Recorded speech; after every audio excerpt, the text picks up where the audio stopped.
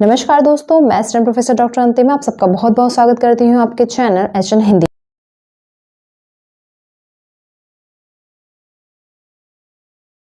में। दोस्तों आज हम पढ़ेंगे यूजीसी नेट का यूनिट 6। ठीक है, यूनिट 6 है आपका हिंदी उपन्यास। इसके पहले के सारे यूनिट को हमने पढ़ लिया है, देख लिया है। अब हम यूनिट 6 को पढ़ेंगे। यूनिट 6 में कुछ सेलेक्टेड उपन्यास दिए हुए हैं जिनके टेक्स्ट को बारे में पढ़ना है। इससे आपके प्रश्न क्या क्या आ सकते हैं। इससे कुछ आपके फैक्चुअल प्रश्न आ सकते हैं, जैसे कि ये उपन्यास कब प्रकाशित हुआ था, उपन्यास के पात्र कौन से हैं, घटना जो कथा वस्तु है वो किससे रिलेटेड है, या फिर स्थान कौन कौन सा है, और या इसके अलावा कुछ पंक्तियां और इस उपन्यास से रिलेटेड अन्य कुछ फैक्ट अगर जो प्रसिद्ध हैं उसको भी आपको पूछ सकता है। ठीक है, तो सबसे पहला इस क्रम में जो उपन्यास आपका दिया है वो है आपके सिलेबस में है, वो है देवरानी जेठानी की कहानी। देवरानी जेठानी की कहानी यह एक लघु उपन्यास है। ठीक है, छोटा है इसीलिए इसको लघु उपन्यास की संज्ञा भी दी गई है। ये लिखा है पंडित गौरी दत्त ने। पंडित गौरी दत्त ने ये उपन्यास लिखा था। चूंकि ये लघु उपन्यास है, आकार में थोड़ा उपन्यास के हिसाब से आकार में थोड़ा छोटा है, इसलिए इसे लघु उपन्यास भी कहा जाता है। यह उपन्यास 1870 ईस्वी में लिख करके पूर्ण हुआ है। ठीक है, इसलिए इस उपन्यास को कुछ विद्वान हिंदी साहित्य का पहला उपन्यास भी मानते हैं। इसमें गोपाल राय सर्वप्रथम हैं। गोपाल राय गद्य विधा के अच्छे आलोचक। गोपाल राय ने देवरानी जेठानी की कहानी को प्रथम उपन्यास माना है। तो ये प्रश्न कभी कभी पूछ देता है, ठीक है, कि किसने इन्हें प्रथम उपन्यास माना है। गोपाल राय ने माना है। देवरानी जेठानी की कहानी को गोपाल राय ने हिंदी साहित्य का प्रथम उपन्यास माना है। सभी इसे नहीं मानते हालांकि, बट गोपाल राय की बात करेंगे। गोपाल राय से अगर कोई प्रश्न आता है तो आप देवरानी जेठानी की कहानी को टिक करेंगे। अब हम आते हैं इसके पात्र पे, कौन कौन से पात्र इसके महत्वपूर्ण पात्र है, ताकि इसकी कहानी का जो प्लेटफॉर्म है वो तैयार हो सके। पात्र की बात करें तो इसमें सब जो पूरी कहानी है वो एक परिवार के इर्द गिर्द घूमती है। वो परिवार जिसके मुखिया हैं सर्वसुख। ठीक है, सर्वसुख ये कौन है? ये मेरठ के एक बड़े अग्रवाल व्यापारी हैं। मेरठ के अग्रवाल व्यापारी है। इन्हीं का परिवार, इन्हीं के फैमिली के इर्द गिर्द ये पूरी कहानी है वो घूमती है। इनके 4 बेटे हैं, 2 बेटियां और 2 बेटे। इनके जो 2 बेटे हैं और 2 बेटियां, जिसमें 2 बेटों में बड़ा बेटा जो है उसका नाम है दौलत राम।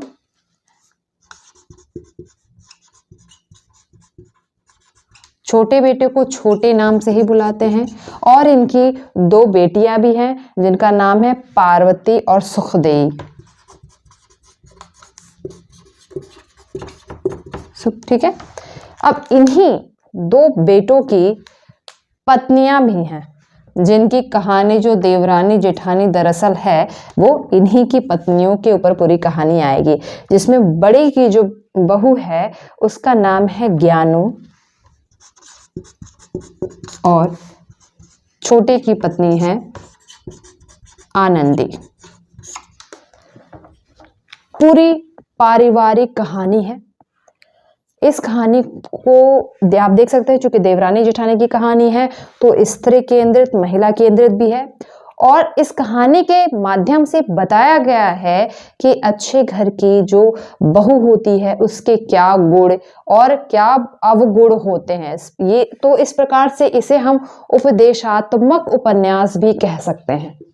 ठीक है, जिसमें उपदेश देने की कोशिश गई है, समाज में ये बात बताने के प्रयास किया गया। इसी उद्देश्य से शायद ये उपन्यास लिखा भी गया होगा, ताकि समाज में एक एग्जाम्पल सेट हो कि कैसी बहू होनी चाहिए और कैसी है। क्योंकि हम इसमें देखते हैं आनंदी और ज्ञानो दो बहुएं हैं, जिसमें आनंदी प्रॉपर पढ़ी लिखी समझदार है, वहीं ज्ञानो जो कि बड़ी बहू है वो अनपढ़ है और साथ में असंस्कारी भी है, किसी की बात भी नहीं सुनती है, बहस भी करती है। अब इन्हीं दोनों बहुओं का जो सामंजस्य है और घर में किस प्रकार से चलाती हैं, इसी में हम देखते हैं कि जो पारिवारिक द्वंद्व किस तरीके से उत्पन्न होता है धीरे धीरे रह करके, और द्वंद्व ऐसा कि वो लास्ट में बंटवारे तक पहुंच जाता है, उसको कैसे डील करती है, उसमें जो दोनों बहुएं हैं वो आपस में उसको कैसे मैनेज करती हैं, किस प्रकार आनंदी की सूझबूझ इसमें काम करती है, उसका पढ़ा लिखा होना, उसका संस्कारी होना किस तरीके से उसमें मदद करता है। ये कुल मिलाकर के एक अच्छी बहू, पढ़ी लिखी बहू का जो चरित्र होना चाहिए वो कैसा होना चाहिए, इसी बेस पर ये उपन्यास लिखा गया होगा और यही जो कैरेक्टर है उसका डिमांड भी है। ठीक है, तो ये कुछ इम्पॉर्टेंट जो है फैक्ट इसमें से जो इसमें से पूछ सकता है। ठीक है, कुछ पंक्तियां, इंपॉर्टेंट पंक्तियां कुछ जो फेमस हैं, कहीं पिछले साल पूछी गई होंगी तो शायद वो पूछ ले, अदरवाइज बहुत सारी पंक्तियां इससे पूछने की गुंजाइश नहीं है। ठीक है, परिवेश की अगर बात करें, तो समय की बात करें, तो ये कहानी जो है 3 जगहों से होकर के ज्यादा दिखाई देगी। पहला तो आप जानते हैं कि मेरठ का व्यापारी होगा। ठीक है, जो सर्वसुख थे वो मेरठ के व्यापारी थे।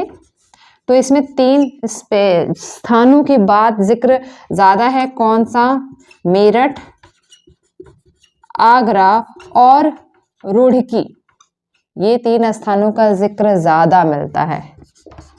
ठीक है, तो यदि ऐसा कुछ फैक्ट पूछता है इससे रिलेटेड तो आप इसको इसमें भी लिख सकते हैं। ओके, अगला जो उपन्यास है वो बहुत महत्वपूर्ण है, क्योंकि उसे ही हिंदी साहित्य के प्रथम उपन्यास होने की संज्ञा भी दी गई है। यह है परीक्षा गुरु। परीक्षा गुरु, लाला श्रीनिवास दास इसके लेखक हैं। लाला श्रीनिवास दास। ठीक है, महत्वपूर्ण उपन्यास है। इसे ही हिंदी साहित्य का प्रथम उपन्यास माना जाता है। ठीक है, सर्वमान्य रूप से। ठीक है, हिंदी साहित्य का। ठीक, किस सन में आया था? यह 1882 में आया था। और अभी हमने देखा कि इसके पहले ही 1870 में आपका देवरानी जेठानी की कहानी उपन्यास आया था। लेकिन औपन्यासिक जितने भी शिल्प हैं उसके आधार पे वो उपन्यास पूरी तरीके से खरा नहीं उतरता है। यही है कि यह विवाद का कारण बन गया कि वह उपन्यास प्रथम उपन्यास परीक्षा गुरु को माना गया। ठीक है, अब पर इसमें क्या है, ये छोटे छोटे भागों में विभक्त है, मतलब छोटे छोटे चैप्टर है। ऐसे करीब 41 छोटे प्रकरण है। प्रकरण में 41 छोटे छोटे भागों में यह उपन्यास विभक्त है, जिसमें हर एक उपन्यास में कहानी और उसके साथ आगे बढ़ती रहेगी। स्थान की बात करें तो दिल्ली स्थान है का जिक्र है इसमें। दिल्ली के बारे में ही बताया गया है, क्योंकि जो इसके जो पात्र मुख्य जो है मदन मोहन जो पात्र है वह दिल्ली का ही एक व्यापारी है। जो प्रमुख पात्र की बात करें तो इसमें कई सारे पात्र हैं, तो कुछ मुख्य पात्र हैं, कुछ गौड़ पात्र कह रहे हैं।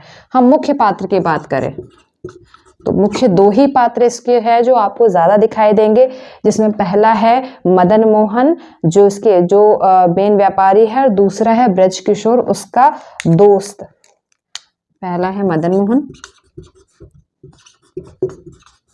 यह दिल्ली का एक रईस इंसान है। ठीक है, और दूसरा है ब्रज किशोर। वह इसी का मित्र है, साथ ही पेशे से वकील भी है। यह दो मुख्य पात्र है, मतलब ज्यादातर जो कहानी है वह इन्हीं के इर्द गिर्द घूमती रहेगी। इसके अलावा कुछ और भी पात्र हैं जो इम्पोर्टेंट हैं, जैसे कि जैसे इनकी पत्नी है, मदन मोहन की पत्नी है कामिनी और ब्रज किशोर की पत्नी है प्रियंवदा।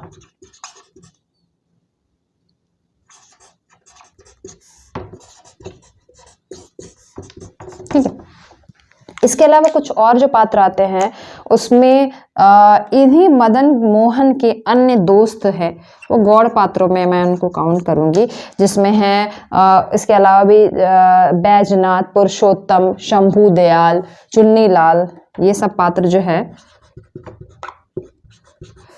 बैजनाथ, पुरुषोत्तम, शंभूलाल, चुन्नीलाल, ये सारे। इसके अलावा कुछ और एक दो उपन्यास होंगे जो पात्र होंगे जो गौड़ ही हैं। इसकी पृष्ठभूमि है कि मदन मोहन रईस व्यापारी हैं, काफी पेशे ये पुश्तैनी रूप से अमीर है और आधुनिक चकाचौंध में एकदम लिप्त हैं। तो आधुनिकता के चकाचौंध में लिप्त जो युवा पीढ़ी थी, युवा पीढ़ी जो हो रही थी, कहीं ना कहीं जिस तरीके से आधुनिकता बढ़ती जा रही थी, और जो रईस लोग हैं, अमीर लोग हैं, वो धीरे कहीं ना कहीं उस आधुनिकता के चकाचौंध में पश्चिम जो पाश्चात्य जो आधुनिकता है उसके चकाचौंध में आते जा रहे थे। उसी में से एक हैं आपके ये मदन मोहन, जो इसके मुख्य पात्र हैं। यह पूरी तरीके से उस आधुनिकता के परिवेश के पाश्चात्य के चकाचौंध में आ चुके हैं और उसमें लिप्त है, जिसमें इनके जो ये दोस्त हैं बैजनाथ, पुरुषोत्तम वगैरह, शंभूलाल वगैरह, ये इनको इस ही आधुनिकता के पीछे भागने में, या जब तक इनके पास पैसा रहता है उसको खर्च कराने में और मौज उड़ाने में, ये सब बहुत ज्यादा बढ़ चढ़ के भाग देते हैं। ठीक है, चूंकि अच्छा भी लगता है, जब तक पैसा रहता है तब तक वो लोग खाते पीते खेलते हैं, और यहाँ तक नौबत आ जाती है कि मदन मोहन की जो हालत है वो एकदम गिरते हालत में आ जाती है। वह खुद भी एक दूसरों से पैसे के मोहताज होते हैं और उनकी अपनी प्रॉपर्टी भी दूसरों के पास चली जाती है। ऐसे में उनके मित्र हैं ब्रज किशोर, जो कि वकील हैं पेशे से। वह उनको, और यह मदन मोहन के शुरू से सच्चे और अच्छे मित्र हैं। ये मदन मोहन का साथ उस समय भी देते हैं जब वह इनकी बुरी अवस्था रहती है। मदन मोहन को हमेशा सचेत भी करते रहते हैं कि किस रास्ते कौन सही गलत, चूंकि पर मदन मोहन तो पहले मदान्ध हैं, अपने आधुनिकता के चकाचौंध में है, तो उस समय उनको सुनाई नहीं देता है। लेकिन जब उनको वास्तविकता की आभास होता है, जब उस स्थिति उनके पास आती है, तब उनको समझ में आता है कि अच्छा मैंने तो सब कुछ अपलोड किया है।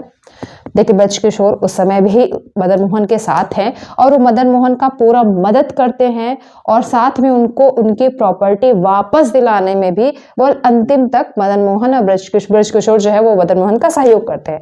तो एक जो सच्ची और अच्छी मित्रता होती है उसके बारे में भी बताया गया है कि एकदम निस्वार्थ मित्रता कैसे होती है और स्वार्थी लोगों की मित्रता कैसे होती है और उसका अंत कैसा हो सकता है।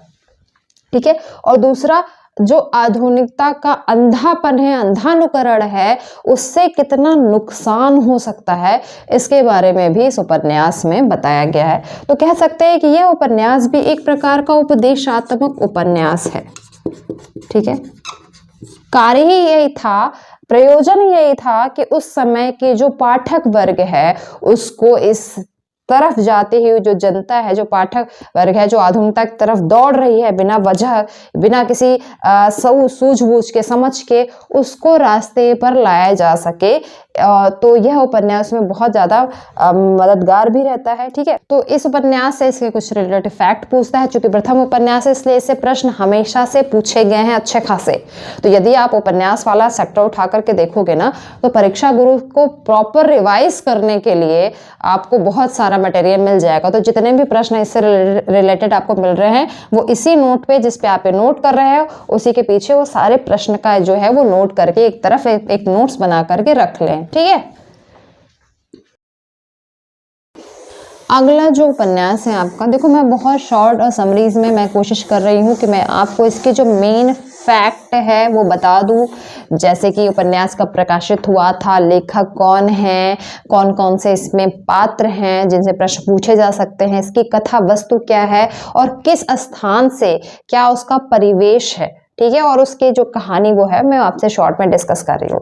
पूरा उपन्यास पढ़ने का टाइम तो है नहीं, यदि आपने पहले से पढ़ रखा है तो आपको और अच्छे से समझ में आ रहा होगा, यदि नहीं पढ़ रखा है तो एक शॉर्ट समरी सुनिए, समझिए और उसके हिसाब से जो जितने प्रश्न पहले मिल रहे हैं उसके हिसाब से इसके एक शॉर्ट नोट्स तैयार कर लीजिए, या आपने तैयार कर लिया है तो उसे में और ऐड ऑन कर सकते हैं, ठीक। अगला जो उपन्यास है वो बेहद प्रसिद्ध और बहुत इंपॉर्टेंट उपन्यास है। कौन सा है वो गोदान, प्रेमचंद्र का लिखित उपन्यास। देखो अभी तक हमने जो 2 उपन्यास पढ़े जो आपके सिलेबस में थे, उनके राइटर्स के अन्य उपन्यास उतने प्रचलित नहीं हैं और मिलते भी कम हैं, ठीक।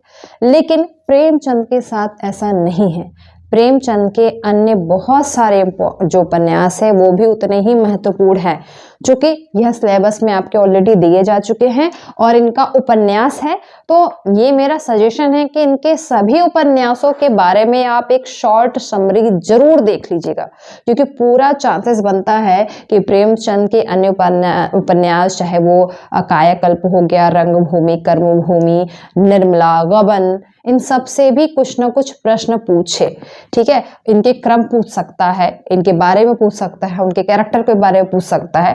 तो ये एक है कि आप उसके बारे में भी एक छोटा छोटा नोट्स बना करके चलते रहें और कितना प्रश्न पूछा गया है उस पर उसको भी एक साइड पे नोट करें, ठीक है। हम बात कर रहे हैं यहाँ गोदान की। अब प्रेमचंद के अगर उपन्यासों के क्रम की बात करूं जो कि एक शॉर्ट से है, तो एक पहला जो इनका उपन्यास हिंदी में जो इनका पहला उपन्यास मिलता है वो है देव स्थान रहस्य,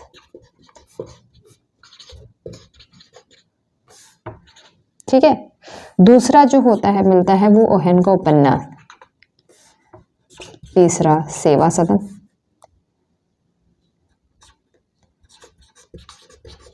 फिर वरदान, फिर है प्रेमाश्रम,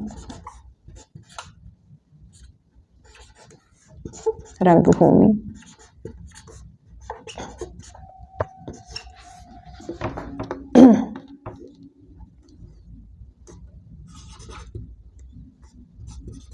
कायाकल्प, ठीक है, दिख रहा है, निर्मला, फिर गबन, उसके बाद आता है आपका जो नेक्स्ट उपन्यास है वो है, यहाँ मैं लिख रही हूँ, कर्मभूमि और गोदान, ठीक। तो ये इनके कुछ इम्पोर्टेंट उपन्यास जो हिंदी में लिखे गए हैं उसका क्रम है, और ये सभी उपन्यास जो हैं वो अपने में इम्पोर्टेंट है। इसका हम लोग एक फॉर्मूला उस समय याद किया करते थे कि प्रेमचंद्र के देव प्रेम से सेवा का वरदान मिला, प्रेम रंग काया निर्मल, गबन कर्म गोदान हुआ। इस एक लाइन में आपको इन सभी उपन्यासों के नाम उसी क्रम वाइज मिल जाएंगे, ठीक है। तो इसको आप नोट कर लीजिएगा, वीडियो को रिवाइंड करके वापस से बैक करके 10 सेकेंड आप देख सकते हैं, इसका फॉर्मूला जो है उसको लिख लीजिएगा, ठीक है। हम आते हैं गोदान पर। गोदान उपन्यास प्रेमचंद का बहुत महत्वपूर्ण उपन्यास है और हम देख रहे हैं ये सबसे बाद में आता है। ये लगभग आपका 1936 में उपन्यास लिखा गया, बहुत महत्वपूर्ण है। गोदान को महाकाव्य की संज्ञा भी दी जाती है। यदि ये काव्य कविता में लिखा गया होता तो शायद बिल्कुल यह महाकाव्य होता, इसे महाकाव्य कहते हैं। और चूंकि यह गोदान उपन्यास किसानों के जीवन पे लिखा गया है, उनकी क्या स्थिति थी इस समय और किस व्यवस्था से वह गुजर रहे थे, कितनी दयनीय और कारुणिक व्यवस्था थी।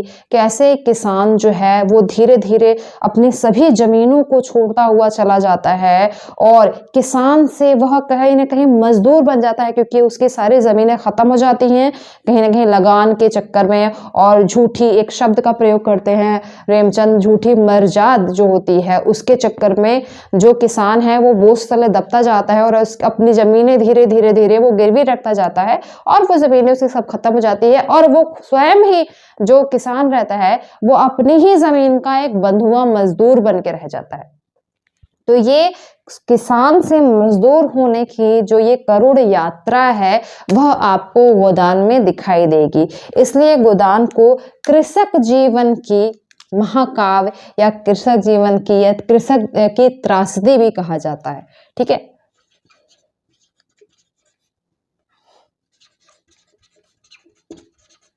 महाकाव्य भी कहा जाता है। ठीक है, बहुत प्रचलित, बहुत फेमस उपन्यास है। इस पे बहुत सारे प्रश्न हर बार पूछता ही है। ठीक है, इस उपन्यास को यदि हम पढ़ते हैं तो आप कई सारी विचारधाराओं को देखते हुए भी चलोगे, चूंकि प्रेमचंद्र स्वयं भी उन सारे विचारधाराओं से प्रेरित हैं और इस उपन्यास में आपको कहीं ना कहीं दर्शन जरूर होंगे, जिसमें प्रगतिवाद 1936 हमारे यहाँ प्रगतिवाद की स्थापना भी हो चुकी है। प्रगतिवाद, मार्क्सवाद और साथ ही साथ आपको गांधीवाद।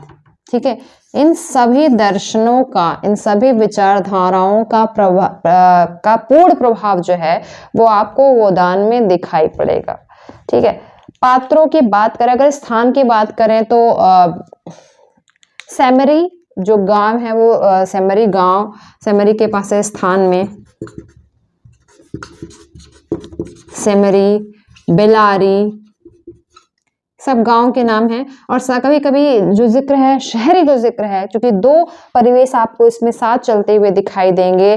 कुछ पात्र जो है वो शहर के हैं, जो शहरी जीवन जीते आ रहे हैं, और कुछ पात्र जो गांव के हैं, जो गांव का जीवन जी रहे हैं। दोनों पात्रों का एक बैलेंस भी आपको इसमें दिखाई देगा।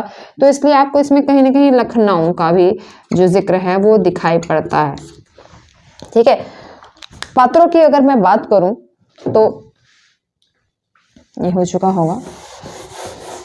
पात्र मुख्य और गौण दोनों हैं, शहरी और गांव हिसाब से मैं इसको डिवाइड करूंगी कि शहरी पात्र कौन है और गांव के पात्र कौन है।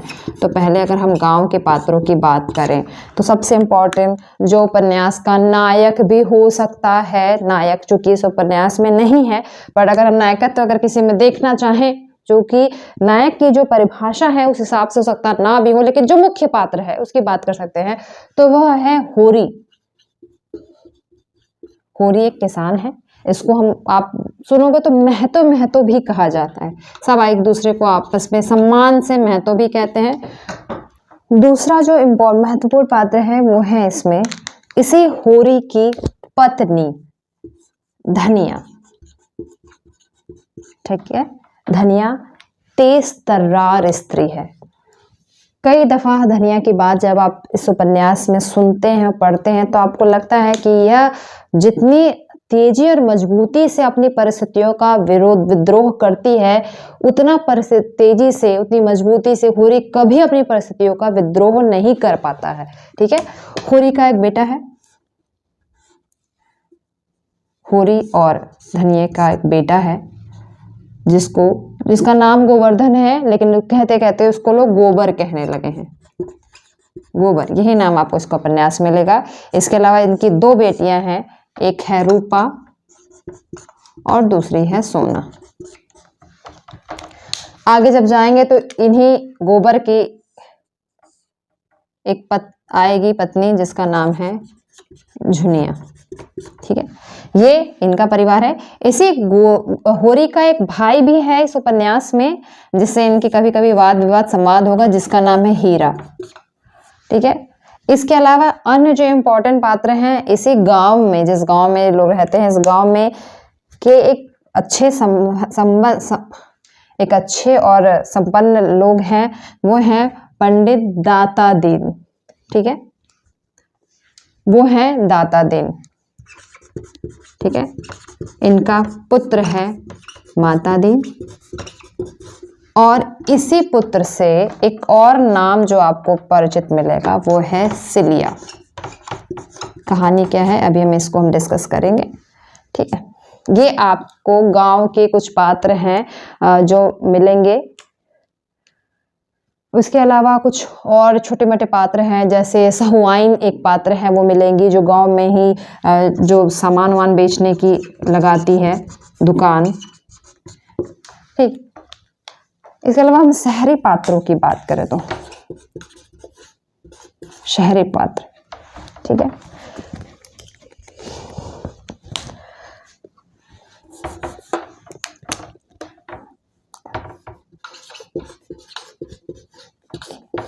जिसमें पहले नंबर पे आते हैं आपके राय साहब, संभ्रांत व्यक्ति।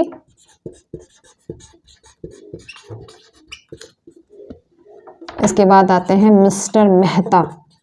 मिस्टर मेहता प्रोफेसर हैं पेशे से। अगली है मिस मालती। मालती बाहर अब्रॉड से पढ़ के आई हैं, इंग्लैंड से, बहुत डॉक्टरी पढ़कर आई हैं, और इनके विचार भी जो हैं वो बहुत अलग लगेंगे आपको सुनने में। इसके अलावा है मिस्टर खन्ना और इन्हीं की पत्नी, मिस्टर खन्ना की पत्नी गोविंदी। इसके अलावा कुछ और भी अन्य जो हैं, जो नाम, बहुत सारे पात्र हैं। गोदान चूंकि बड़ा उपन्यास है तो छोटे छोटे करके काफ़ी सारे पात्र इसमें आपको मिलेंगे, और सभी पात्र कहीं ना कहीं महत्वपूर्ण हैं। उसमें से जो ज़्यादा महत्वपूर्ण है, जिनसे कहानी अफेक्टेड होती रहती है, मैं उनके बारे में आपको यहाँ पर बता रही हूँ।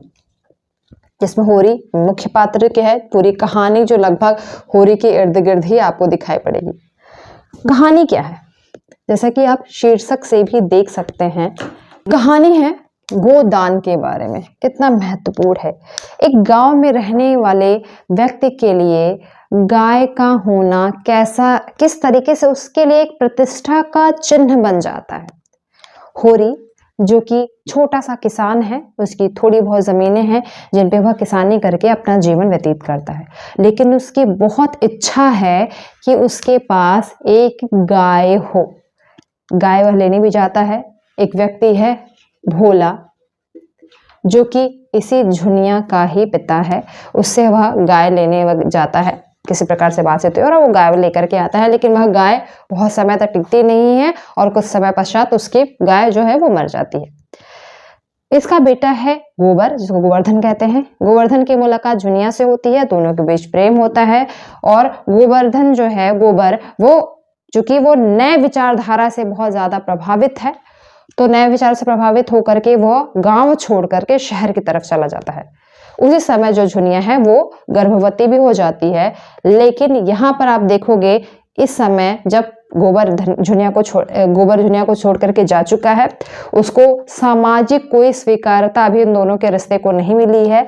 लेकिन धन्या एक बार फिर अपने व्यक्तित्व की, अपनी प्रगतिशीलता को दिखाते हुए वह झुनिया को अपने पास लेकर के आती है, अपने बेटे की बहू बना करके वो लेकर के आती है, और वह उसके साथ ही रहती है। तो एक प्रकार से हम यहाँ जब आप देखते हो ना, गोदान पढ़ते हो, तो इसमें एक गांव के जीवन की वो सभी छोटी बड़ी समस्या, चाहे वो आर्थिक हो, सामाजिक हो, सांस्कृतिक हो, या राजनीतिक परिवेश की भी हो, वो सभी समस्या आपको इस गोदान उपन्यास में देखने को मिलती है। इसमें आपको जातिगत भी देखने को मिलेगा, महिला स्त्री पुरुष का जो विमर्श है उसको, वो भी आप को देखने को मिल सकता है। पितृसत्तात्मक समाज का क्या रवैया है, जब वो हम बात करते हैं यहाँ पे राय साहब, मिस्टर मेहता, मिस मालती, क्योंकि ये सभी जो हैं वो राय साहब के सहपाठी ही हैं, ठीक है। जब आपस में बात करते हैं तो हम देखते हैं किस प्रकार मिस मालती के विचार जो है वो कितने खुले और कितने अलग हैं। मिस्टर मेहता जो कहीं ना कहीं मिस मालती से प्रभावित भी हैं। वहां आप देख सकते हो कि एक महिला का विचार जो है वो किस प्रकार से है, और उसमें पुरुष के विचारों की दखलंदाजी जो है वो कैसे निकल करके आती है, ठीक। इसके अलावा जब हम कहानी की बात करते हैं, जो अन्य एक पात्र जो इम्पोर्टेंट है आपके, दादाजी माताजी और सिलिया जो है वो जाति से चमाइन है, चमारिन, ऐसे शब्द का प्रयोग आपको इस उपन्यास में मिलेगा, ठीक है। मातादीन अच्छे और बड़े घर के हैं, उनको सिलिया से प्रेम हो जाता है। चूंकि सिलिया नीचे कास्ट की है और माता दिन उच्च कास्ट के, इसलिए माता दिन कभी यह खुले रूप में स्वीकार नहीं पाते। सिलिया गर्भवती भी हो जाती है और लास्ट में उसका बच्चा खत्म भी हो जाता है। ठीक है, यहाँ पर जब आप देखते हो कि जब सिलिया गर्भवती होती है तो सिलिया के जो गांव समाज के जो उसके अपने जाति बिरादरी के लोग हैं वो किस तरीके से चढ़ करके आते हैं माता दीन और दादा दीन से लड़ने के लिए। तो वो जो विद्रोह है ना, वो दलित समाज का जो विद्रोह है उसको भी कहीं ना कहीं प्रेमचंद ने दिखाने की कोशिश की है। हालांकि प्रेमचंद पे हमेशा ये आरोप लगता आया है कि प्रेमचंद कभी भी खुले तौर पे दलित समाज पे विद्रोह नहीं करवाते दिखते हैं। बट यदि अगर आप वो प्रसंग पढ़ लें कि किस प्रकार से वह हड्डी का मांस का टुकड़ा लेकर के माता दीन को जबरदस्ती डालते हैं कि यही अगर फर्क है जाति और कुजात होने में तो आज हम इसको भी दूर करके रहेंगे, लेकिन चूंकि अब तुमने हमारे घर के स्त्री से संबंध रखा है तो अब तुम उसको स्वीकार क्यों नहीं कर रहे हो, सामाजिक स्वीकारता किस प्रकार की है। तो ये जो बहस होती है आपस में, आप वहां पे देखोगे कि प्रेमचंद कैसे दलित वर्ग के उस दलित विमर्श के पक्षधर होकर के भी खड़े हो जाते हैं वहां पे। ठीक है, लास्ट में माता दीन को समझ में आता है कि उसके सिलिया के प्रति उसको कहीं ना कहीं प्रेम है और एकदम लास्ट में जब एक जगह बहुत माता दीन और सिलिया का बहुत ही अच्छा एक प्रसंग भी आपको देखने को मिलता है। इस तरह की छोटी छोटी जो कहानियां हैं वो आपको इस उपन्यास में देखने को मिलेगी। उपन्यास बड़ा है, कहानी का फलक भी चेंज होता रहेगा। गोवर्धन बाहर जाता है,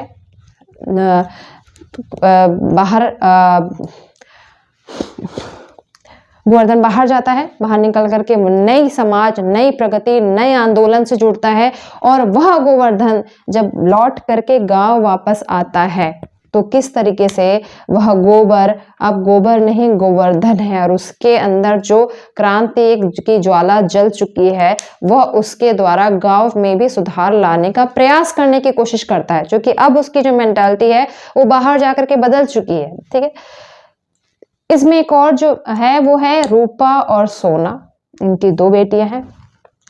इनके विवाह के लिए कैसे परेशान होता है, सॉरी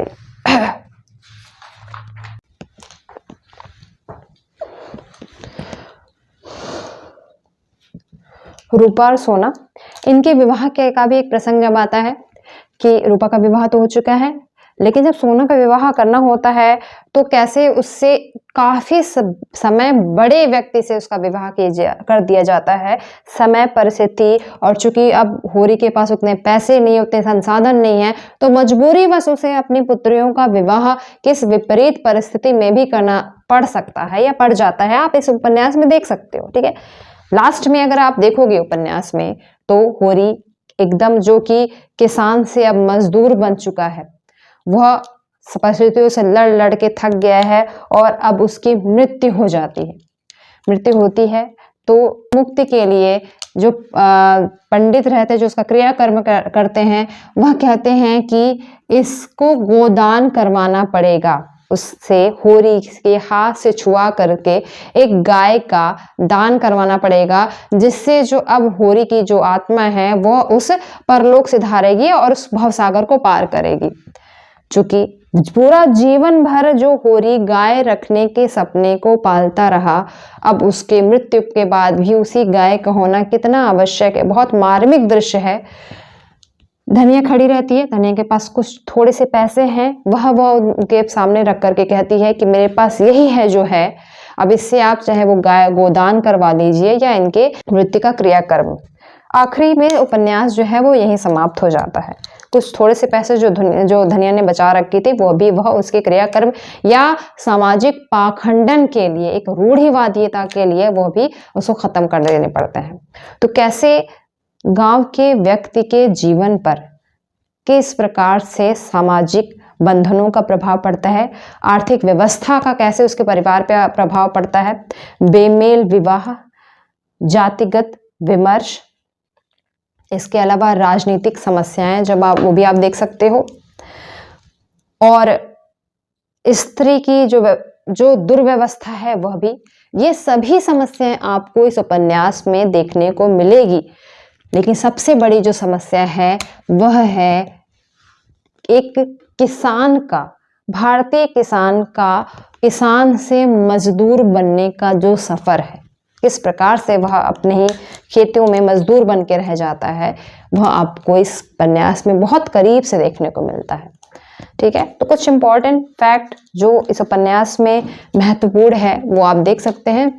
इसके अलावा इससे बहुत सारे प्रश्न पूछे जा चुके हैं, तो यदि आप उसको देखोगे, ईयर के क्वेश्चन पेपर को देखते हो, तो आपके पास एक अच्छा खासा नोट्स तैयार हो जाएगा, क्योंकि जब ये स्टार्टिंग में जब सिलेबस चेंज नहीं हुआ था तब से लेकर के अभी तक गोदान से उपन्यास पूछे जा रहे हैं। कुछ इंपॉर्टेंट पंक्ति है इसकी वो पूछी जाती है, पात्र वगैरह पूछे जाते हैं। सीधे सीधे मिस मालती ने क्या कहा, मिस्टर मेहता की वक्तव्य है, धनिया, होरी और झुनिया के वक्तव्य, सुलिया के वक्तव्य पूछे जा सकते हैं जो कि महत्वपूर्ण है, गोवर्धन के वक्तव्य पूछे जाते हैं। तो सीधे सीधे उठा करके उनकी कुछ फेमस जो प्रसिद्ध पंक्तियां हैं वो भी पूछ ली जाती हैं, तो उन सभी को कोट करके अलग अलग करके आप लिख लीजिए अपने नोट्स में, ताकि फाइनल रिवीजन के समय आपको उसकी सुविधा रहे। नमस्कार दोस्तों, मैं स्टूडेंट प्रोफेसर डॉक्टर अंतिमा आप सबका बहुत बहुत स्वागत करती हूँ आपके चैनल HN हिंदी में। तो अब इस क्रम में जो अगला उपन्यास है वो है शेखर एक जीवनी। शेखर एक जीवनी, हालांकि ये उपन्यास 2 भागों में है, लेकिन हमारे सिलेबस में इसका एक ही भाग है। ठीक है, शेखर एक जीवनी। इसके लेखक हैं सच्चिदानंद हीरानंद वात्स्यायन अज्ञे। मैं अज्ञे लिख रही हूं यहाँ पे। यह 2 भाग में है, जो पूरी जीवनी है यह 2 भाग और 2 अलग अलग बार प्रकाशित हुई है। ठीक है, 2 भाग में है। आपके सिलेबस में केवल भाग 1 पढ़ना है। ठीक है, शेखर एक जीवनी अपने आप में बहुत इंटरेस्टिंग और कह सकते हैं कि बहुत एक भावनात्मक उपन्यास है। इसको 2 भागों में विभाजित किया है। पहला भाग है इसका जो कि उत्थान नाम से। ठीक है, भाग 1 है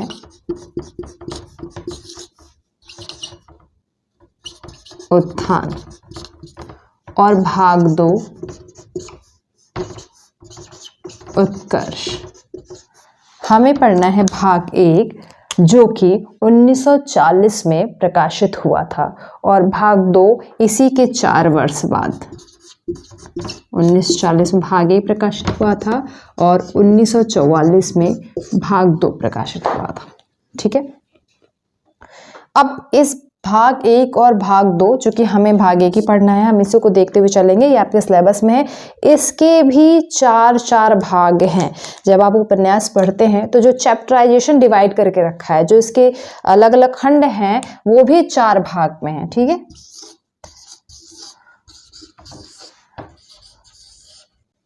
जैसे पहला है उषा और ईश्वर। ये भी पूछ सकता है कि किस किस भाग में डिवाइड है। दूसरा है बीज और अंकुर।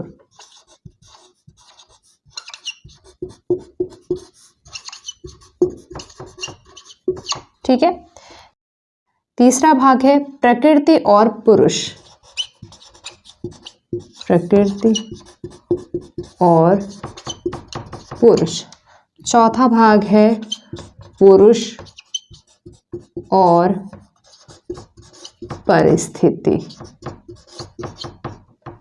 आपको दिख रहा है? ठीक है, तो ये है तीसरा भाग, और इसी पुरुष और परिस्थिति से इसका पहला भाग शुरू होता है। ठीक है, शेखर एक जीवनी मनोवैज्ञानिक उपन्यास है, चूंकि अज्ञे अच्छे मनोवैज्ञानिक लेखक हैं, और उसी का सबसे बेहतरीन उदाहरण आप शेखर एक जीवनी में देख सकते हैं। तो यह मनोवैज्ञानिक उपन्यास है।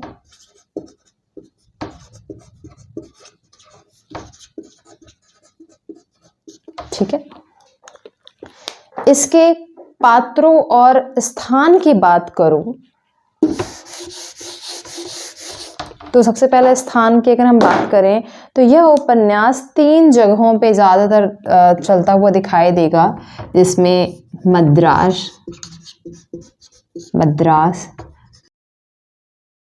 त्रिवेंद्रम और लाहौर। ठीक है, ये नाम आपको ज़्यादा इसमें सुनने को मिलेगा। पात्र की बात करूं तो कुछ मुख्य पात्र हैं और कुछ गौड़ पात्र हैं। मुख्य पात्र में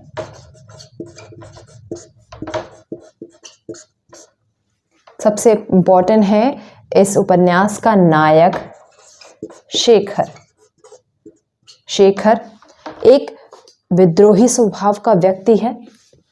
ठीक है, इनके पिता हैं हरिदत्त। ठीक है, शेखर के पिता हैं हरिदत्त, जो काफी अनुशासन में रहने वाले हैं, और कहीं ना कहीं ऐसा है कि उनके इसी अनुशासन में अतिरेक अनुशासन का जो प्रभाव है, दुष्प्रभाव है, वो शेखर के व्यक्तित्व पर भी पड़ता है। अगला जो इम्पोर्टेंट पात्र है मुख्य पात्रों में, वो है सरस्वती।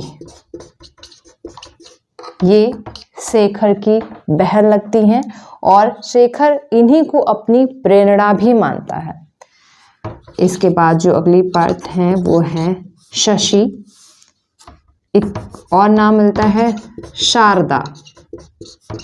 शारदा उच्च ख्यालों वाली लड़की है और बड़े बेबाकी से रहती है, और कहीं ना कहीं शारदा शेखर को बहुत प्रभावित करती है और शेखर मन ही मन शारदा से प्रेम भी करता है। इसके अलावा एक और जो नाम है शशि। ठीक है, शशि शेखर की दूर की कोई बहन लगती है, लेकिन कहीं ना कहीं शेखर बाद में शशि के प्रति भी आकर्षित होता है। ठीक है, ये उपन्यास जो है वो पूर्व दीप्त शैली, फ्लैशबैक शैली में लिखा गया है। ठीक है, फ्लैशबैक शैली में उपन्यास की शुरुआत ही होती है कि शेखर एक जेल में है और उसको फांसी होने वाली है। फांसी होने से पहले वो अपने जीवन की विविध घटनाओं के बारे में सोचता है, उसका आकलन करता है कि कैसे वह शुरुआत में अपना जीवन व्यतीत करता है। सरस्वती अपनी बहन को हर मसले पर वह प्रेरणा मानता है और किसी भी बात में वह सरस्वती का कहना हो, ये सरस्वती की बातें ज़्यादा एक्सेप्ट करता है। और लेकिन साथ ही साथ वो विद्रोही स्वभाव का व्यक्तित्व है। शेखर पे गांधी जी का भी प्रभाव दिखाया जाएगा, बहुत ज़्यादा है। और उसके बाद शेखर पढ़ने के लिए मद्रास जाता है। मद्रास में जहाँ उसकी मुलाकात शारदा से होती है और शारदा से वो कहीं ना कहीं ज़्यादा प्रभावित भी है। उसी क्रम में, पढ़ाई लिखाई के क्रम में, शेखर जो है वो बाद में आगे लाहौर जाता है। लाहौर से एग्ज़ाम दे करके पढ़ करके वह वापस आता है, त्रिवेंद्रम से भी, और तो वापस शारदा उसे नहीं मिलती है। ठीक है, शारदा जो है वो जा चुकी है। अब उसके जीवन में जो प्रवेश है वो शशि का प्रवेश होता है। यहाँ तक आप शेखर एक जीवनी के भाग 1 में देखते हो। ठीक है, भाग 1 में इतनी ही कहानी आपको मिलेगी। इसके बाद की जो कहानी है कि शेखर किस तरह से जेल में पहुंचा, क्या हुआ उसके घटनाक्रम में, ये भाग 2 में है, जैसा कि हमने अभी बात किया। दोनों ही भाग बहुत इंटरेस्टिंग है। पढ़ते वक्त अगर आपने पढ़ी होगी तो पढ़ते वक्त कभी कभी आपको लगेगा कि एक शुरुआत जो होती है वो थोड़ी बोझिल सी होगी, जो कि मनोवैज्ञानिक उपन्यास है, तो कहानी जो है वो बहुत धीरे धीरे घटित होते हुए चलती है। लेकिन आपको इसके घटनाक्रम जो है वो थोड़े रोचक लगेंगे, नए लगेंगे, नए विचारधारा से ओतप्रोत ये पूरा का पूरा उपन्यास लगता है। ठीक है, बहुत इंटरेस्टिंग है। इसको आलोचकों ने प्रकाशमान पुच्छल तारा भी कहा है। इस उपन्यास को संज्ञा दी है प्रकाशमान पुच्छल तारा। तो कभी कभी पूछता है कौन सा उपन्यास शेखर जीवनी का है, ये उपन्यास के बारे में ही पूछ लेगा, क्या इसको और क्या संज्ञा दी है, या आगे की किस उपन्यास को, या नॉर्मली वो पूछ लेता है कि क्या है इस उपन्यास को और कौन कौन सी संज्ञा दी है। तो ये कुछ इम्पोर्टेंट हैं बातें इस उपन्यास के में कुछ ये जो मुख्य पात्र है, इसके अलावा कुछ और गौड़ पात्र भी हैं, जैसे इनके पिता हरिदत्त हो गए और इनकी माँ जो हो गई और शेखर की जो माँ है। इसके अलावा मणिका, शांति, 2-3 पात्र और ऐसे भी जो है कहानी को प्रभावित करते हैं। वैसे पात्र और भी बहुत सारे हैं, लेकिन मूलतः कहानी को जो पात्र प्रभावित करते हैं वो यही है, और इनसे ही कहीं ना कहीं घुमा फिरा करके आपसे प्रश्न भी पूछता है। ठीक है, तो ये कुछ इंपॉर्टेंट फैक्ट थी। इसके अलावा शेखर एक जीवनी के बारे में कहा जाता है कि ये पाश्चात्य के रोमियो या क्रिस्ताफ जो है कि उपन्यास पे से प्रभावित है। तो ये प्रश्न पूछ सकता है कि यह किस उपन्यास से या किस लेखक के किस उपन्यास से प्रभावित है। ठीक है, अगला जो आपके सिलेबस में जो उपन्यास है वो है बाण भट्ट की आत्मकथा।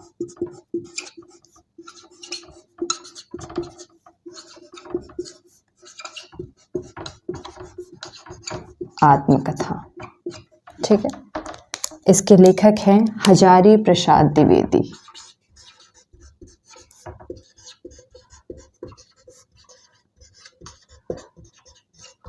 बहुत ही कलात्मक और सुंदर उपन्यास है। जब आप इसको पढ़ते हैं तो आपकी जो भाषा का जो चयन है, जो सुंदरता है पढ़ते वक्त, वो बहुत अच्छी लगती है।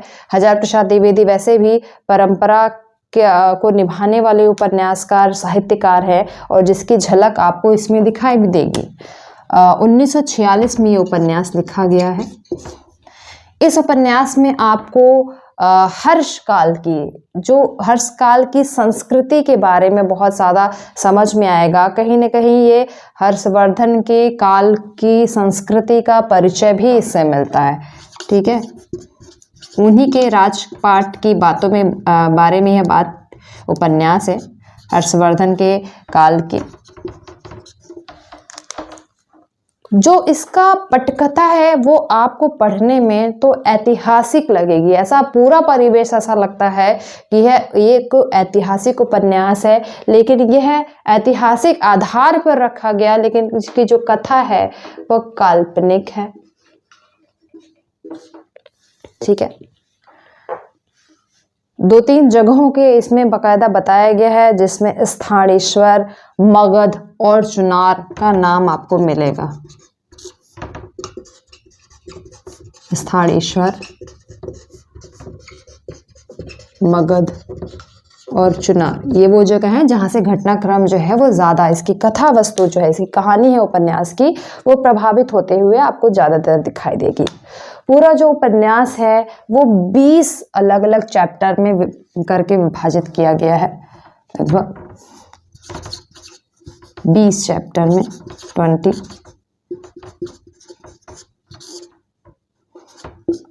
ठीक है, पात्र की बात करूं तो कुछ जो मुख्य पात्र हैं इसके, मुख्य पात्र में आपको स्वयं बाण भट्ट,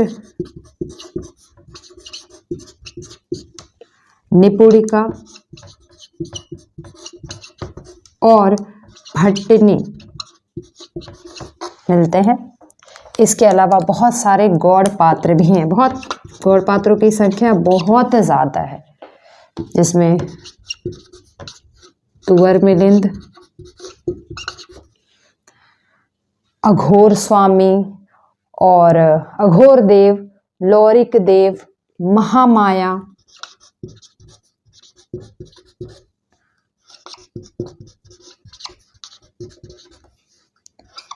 लौरिक देव, अघोर देव, हर्षवर्धन आदि, इससे कई ज़्यादा नाम हैं जो आपको इस उपन्यास में दिखाई देंगे।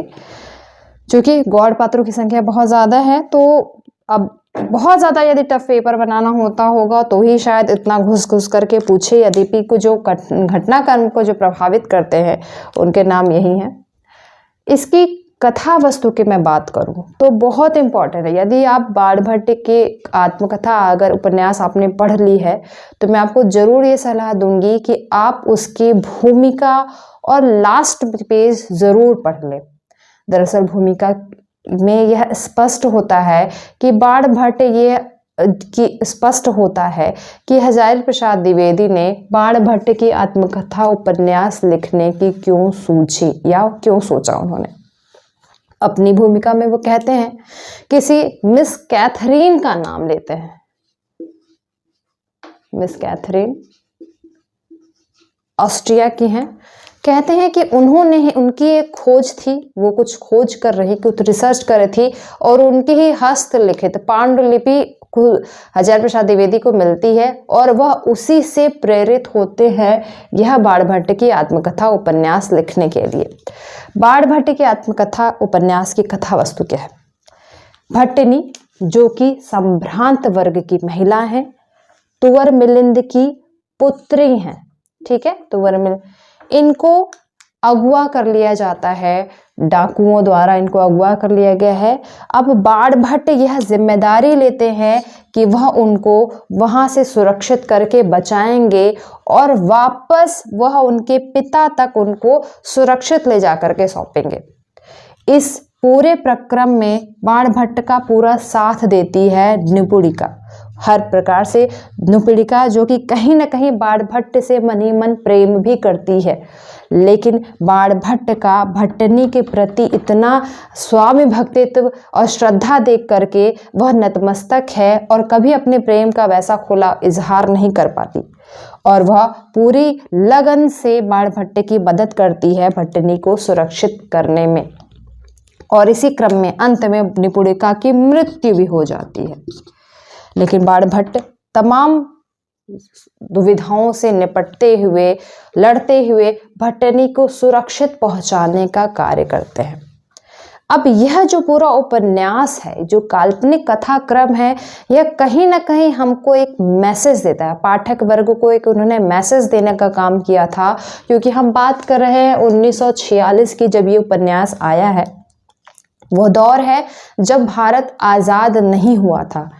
यह पूरी भूमिका जब हजारी प्रसाद द्विवेदी के मन में बनी होगी तो यह स्पष्टता है कि वह भट्टनी को कहीं ना कहीं एक प्रतीकात्मक रूप भी देते हैं कि उन्होंने भट्टनी को भारतवर्ष या भारत माता की संज्ञा देने का भी प्रयास किया है कि भारत माता जो है वो अब ये बाहरी आक्रमणकारियों द्वारा गिरफ्त कर ली जा रही हैं और अब हर एक नागरिक का फर्ज है कि वह अपने दायित्व को निभाए और भट्टनी भारत माता की रक्षा करने के लिए इन तमाम विपरीत परिस्थितियों में आगे बढ़े। तो ये एक मैसेज देने का काम भी बाणभट्ट अपने इस उपन्यास में, इस कथानक के द्वारा करते हैं। इस उपन्यास में बाणभट्ट ने हर्षवर्धन के काल की संस्कृति, उस समय के समाज, उस समय के सामाजिक दशा, नारी की क्या दशा है, वो उस समय की राजनीतिक दशा क्या चल रही थी, आर्थिक दशा क्या है, उस सभी का वर्णन करते हैं। एक तरफ जहां निपुणिका जैसा का खुला व्यक्तित्व भी आपको यहाँ दिखाई देगा, वहीं भट्टनी का दैवीय व्यक्तित्व भी आप इस उपन्यास में देखते हैं। कई बार ऐसा आपको पढ़ते वक्त लगेगा कि बाणभट्ट कहीं ना कहीं भट्टनी के प्रति बहुत प्रेमपूर्ण या आसक्त होते हैं, लेकिन अगले ही क्षण आपको ये क्लियर हो जाता है कि दरअसल यह आसक्ति भट्टनी के प्रति बाणभट्ट के भीतर हमेशा और श्रद्धा में बदलती जाती है। तो स्त्री के प्रति यह दृष्टिकोण भी आप बाणभट्ट की आत्मकथा उपन्यास में आप देख सकते हैं। बहुत ही अच्छा और सुंदर उपन्यास है। पढ़ने वक्त थोड़ी सी क्लिष्ट लगेगा क्योंकि भाषा इसकी जो है वो थोड़ी क्लिष्ट है जब आप शुरुआत करेंगे तो, लेकिन जब एक रिदम बनता जाता है तो आपको कहानी बहुत सुंदर लगने लगेगी। और इसकी भाषा भी, चूँकि हजारी प्रसाद द्विवेदी तो वैसे भी भाषा के बड़े कलाकार हैं, ये इसकी भाषा भी आपको अच्छी लगने लगती है। तो ये बड़ा महत्वपूर्ण उपन्यास है आपके सिलेबस में। इसको यदि आप पढ़ चुके हैं ठीक है, यदि नहीं पढ़े हैं तो अभी पढ़ने का बहुत समय नहीं है। वही मैं कहूंगी कि जितने भी प्रश्न इसके आपको अब तक मिले सबका एक संकलन बनाएं और जितने भी महत्वपूर्ण पंक्तियां इसकी आपको मिल रही हैं उसको भी आप संकलन लेकर के देख लें। उसकी भूमिका आपको कहीं से भी मिले तो यदि आपने पुस्तक रखी है या किसी से मांग के या कहीं से इसकी भूमिका मिल सकती है तो इसकी भूमिका पढ़ लीजिए, ठीक है। अगला उपन्यास है मैला आंचल। यह सभी हिंदी साहित्य के बहुत अच्छे उपन्यास हैं, अपने अपने फील्ड के मील का पत्थर भी कहा जाए तो अतिरेक नहीं होगा। मैला आंचल, ठीक है।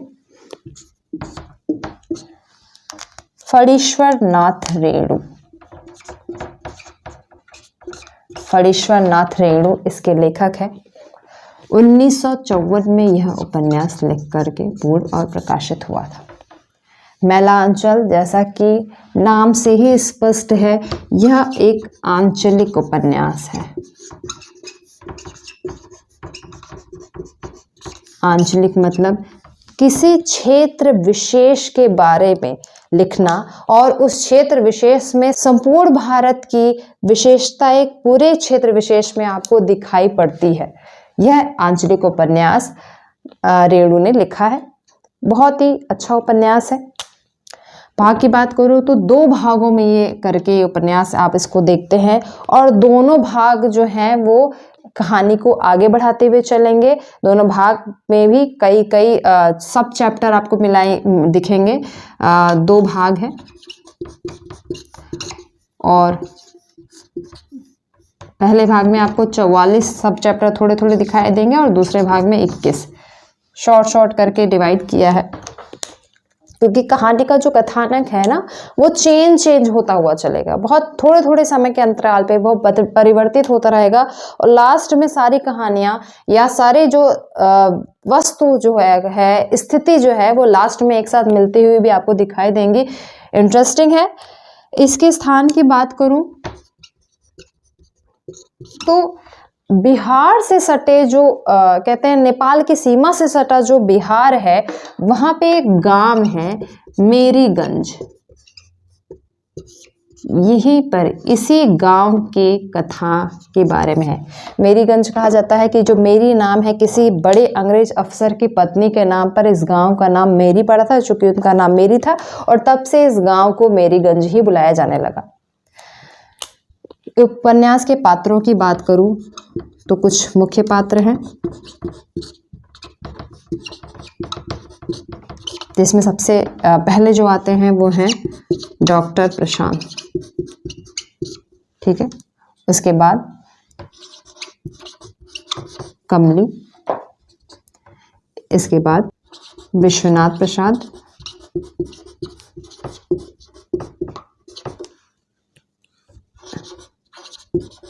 लक्ष्मी, बालदेव, बावनदास, कालीचरण, ठीक है। यह पात्र जो इस कहानी को आगे बढ़ाने में मदद करते हैं। उपन्यास स्वतंत्रता की प्राप्ति या स्वतंत्रता प्राप्ति के समय, एक तो स्वतंत्रता 1954 में लिखा गया है, स्वतंत्रता के पहले की क्या स्थिति है जस्ट रही है जब स्वतंत्रता मिल रही थी उस समय, और स्वतंत्रता प्राप्ति के बाद जो तुरंत स्वतंत्रता मिली है उस समय की क्या स्थिति है, उसको इस उपन्यास में दर्शाया गया है। उस समय की राजनीतिक परिस्थिति क्या थी, किस तरह से आप इसी उपन्यास में देखते हैं कि कांग्रेस के बहुत वरिष्ठ सदस्य जो है बालदेव, वो किस तरीके से अपना कार्य करते हैं और स्वराज के प्रति, यहाँ पे स्वराज नाम आप कई बार सुनेंगे, स्वराज के प्रति जो है वो अपना बढ़ चढ़ के लोग योगदान देते हैं। वहीं इसी उपन्यास में आपको मार्क्सवाद की भी झलक दिखाई पड़ती है, गांधीवाद, गांधी से भी लोग प्रभावित हैं। तो जो तुरंत जो राजनैतिक विचारधाराएं उस समय चल रही थी वो इस उपन्यास में बहुत तेजी से दिखाई देंगी। और चूंकि छोटा सा अंचल है और हम जानते हैं कि जो गांव की राजनीति होती है वो किस तरीके से देश की राजनीति को अफेक्ट करती है या देश की राजनीति गांव की राजनीति को अफेक्ट करती है, इस उपन्यास में आप स्पष्ट देख सकते हैं। डॉक्टर प्रशांत बाहर से आए हैं, अनाथ है, अनाथालय में पढ़ते लिखते और बड़े होते हैं और बड़े डॉक्टर बन करके वह इस गांव में लोगों की सेवा करने के लिए आए हैं। वहीं इनकी मुलाकात होती है कमली, जो कि विश्वनाथ प्रसाद जो हैं वह तहसीलदार हैं, इनकी पुत्री है। कमली से इनकी मुलाकात होती है और वो इलाज के दौरान ही मुलाकात होती है और वह कमली से प्रेम करने लगते हैं। इसके अलावा एक महत्वपूर्ण पात्र है लक्ष्मी। लक्ष्मी बाल विधवा है और बचपन से ही वो एक आश्रम में दान कर दी गई थी और उसकी सेवा करती है आश्रम में ही। और वहाँ के जो महंत हैं उनके कई बार उनके दुष्कर्मों का भी लक्ष्मी को उसको शिकार होना पड़ता है, लेकिन फिर भी वह अपना पूरा जीवन उसी महंत और उसी आश्रम की सेवा में लगाती है। बालदेव कांग्रेस के सम्मानित और बड़े कार्यकर्ता हैं और कहीं ना कहीं वो लक्ष्मी से प्रेम भी करते हैं, ठीक है, लेकिन यह अब बहुत स्पष्टता निकल करके कई बार नहीं आता है। तो इस उपन्यास में इन सभी ने बताया है कि किस तरीके से गांव की राजनीति में ऊंच नीच, छुआछूत जैसे भेदभाव और खासकर स्त्रियों की स्थिति के भेदभाव जो हैं वो कितने उसका कुरूप रूप हो सकता है, उसका जटिलतम जो रूप है वो आपको इस उपन्यास में स्पष्टता देखने को मिलता है। आप कई बार इस उपन्यास में एक नाम सुनेंगे, टोला, अलग अलग टोला है, जैसे कायस्थों का टोला, ब्राह्मणों का टोला, यादवों का टोला। तो इस तरीके से जातिगत टोले में सारी जो गांव की जो राजनीति है, गांव की जो सामाजिक व्यवस्था है वो पूरी विभाजित है और बहुत मजबूती से विभाजित है। ये सभी वर्ग अपने आप को बहुत श्रेष्ठता प्रदान करना चाहते हैं और एक दूसरे से लगातार अपनी श्रेष्ठता के लिए बहस करने को भी, लड़ने को भी तैयार है अपने अस्तित्व के लिए। तो इस तरह की जो राजनीति हो सकती है गांव की, वो आपको इस उपन्यास में देखने को स्पष्टता मिल सकती है। अच्छा उपन्यास है, इंटरेस्टिंग है। इससे आपको उस समय की 1954 की भारत की अच्छी सी झलक पूरी इस उपन्यास में दिखाई पड़ेगी। साथ में प्रासंगिक भी है क्योंकि उस समय के बहुत सारे मुद्दे आप आज के भारत से, आज के भारत के गांवों से भी रिलेट करके देख सकोगे।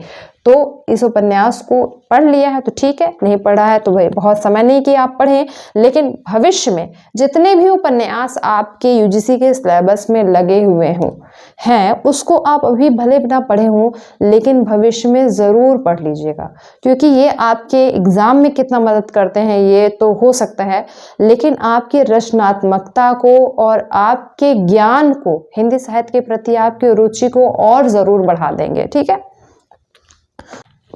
अगला उपन्यास है यशपाल का झूठा सच।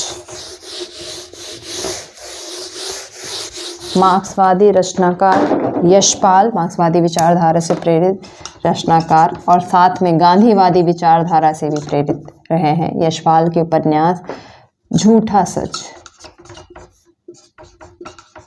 झूठा सच 2 भाग में है, ठीक है, और दोनों ही भाग आपके सिलेबस में दिया हुआ है। पहला भाग है वतन और देश और दूसरा है देश का भविष्य। ठीक है, पहला भाग है वतन और देश, दूसरा भाग है देश का भविष्य। पहला भाग 1958 में प्रकाशित हुआ था और दूसरे भाग उसके 2 साल बाद 1960 में। आज़ादी की ऊपर ही ये पूरा उपन्यास लिखा गया है, उसकी रूपरेखा पे, जिसमें पहले भाग में आप देखते हैं आज़ादी की जो पृष्ठभूमि तैयार होगी, आज़ादी किस प्रकार से आज़ादी हो रही है और आज़ादी के पश्चात जो राष्ट्र का विभाजन होता है, ठीक है, राष्ट्र के विभाजन की त्रासदी आप इस उपन्यास में देख सकते हो। वो इसके प्रथम भाग में आपको स्पष्टता वही दिखाई पड़ेगी। दूसरे भाग की बात करें तो उसमें आपको स्वतंत्रता के बाद जो भारत की स्थिति है, स्पेशली भारत की राजनीति की स्थिति, स्वतंत्रता के बाद भारत की राजनीति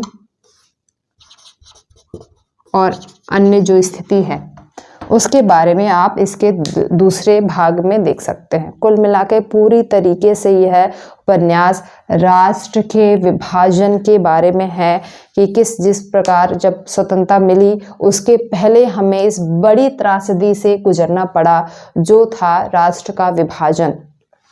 बहुत ही करुण था, बहुत और इसमें वह अपने पात्रों के माध्यम से बताते हैं कि किस प्रकार से उस समय जो विभाजन था वो पूरे देश के लिए, देश के आम नागरिक के लिए किस प्रकार से वह अभिशाप बन गया था, जिसकी सबसे बड़ी शिकार इस उपन्यास में आपको मिलती है वो है तारा। पात्र की बात करूं तो तारा मध्यम वर्गीय स्त्री है और इसी विभाजन की जो त्रासदी है उसे बहुत ज़्यादा झेलनी पड़ती है। इसके अलावा एक और जो पात्र महत्वपूर्ण है वो है कनक। कनक प्रोग्रेसिव लड़की है और अपने अधिकारों को, महिला के अधिकारों को अच्छी तरीके से जानती है। और एक और जो पात्र हैं वो है जयदेवपुरी। यह कनक से प्रेम करते हैं।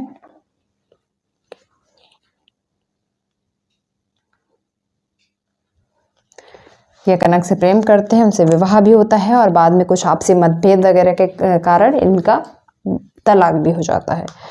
कुल मिलाकर के अगर हम एक लाइन में बात करें तो विभाजन, एक तो स्वतंत्रता प्राप्ति, और स्वतंत्रता प्राप्ति से जो लोगों की बहुत सारी उम्मीदें थी कि जब स्वतंत्रता मिलेगी तो ये होगा, स्वतंत्रता प्राप्त होगी तो हमें ये मिल जाएगा, पूरा देश ऐसा बदल जाएगा। एक बहुत बड़ा स्वप्न था जो भारत में रहने वाला हर नागरिक या हर तबके का जो आदमी था वो कहीं ना कहीं अपने दिमाग में एक स्वप्न सजा लिया था। लेकिन स्वतंत्रता जब मिलती है तो किस प्रकार मिलती है, एक तो आधी अधूरी स्वतंत्रता और उसके साथ राष्ट्र के विभाजन की त्रासदी जो है वो उपहार स्वरूप मिल गई है। दोनों को झेलना कहीं ना कहीं आम जनता के उस स्वतंत्रता से मोह भंग करवा देता है।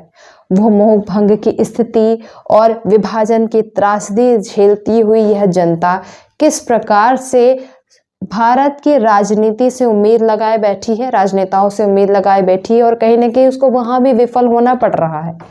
चूंकि यशपाल हम जानते हैं मार्क्सवादी और गांधीवादी दोनों विचारधारा से प्रेरित थे, तो एक जो उसकी जो क्रांति है उसका आक्रोश, यहाँ पे गांधी की अहिंसा भी आपको दिखाई पड़ेगी, लेकिन मार्क्स का जो आक्रोश है वो भी आप इस उपन्यास में कहीं ना कहीं धीरे धीरे देखते चलते हैं। और जिस स्थिति से, जिस यथास्थिति यशपाल हमें आपको परिचित कराएंगे, उसको पढ़ने के बाद आपको सच में ये लगता है कि उस समय के देश की जो स्थिति थी वह सच में बहुत सोचनीय थी। तो ये एक बहुत अच्छा उपन्यास है उस समय के विभाजन की त्रासदी और स्वतंत्रता के बाद की जो स्थिति का जायजा कराने के लिए, परिचय कराने के लिए। ठीक है, अगला उपन्यास है आपके सिलेबस में मानस का हंस, अमृतलाल नागर।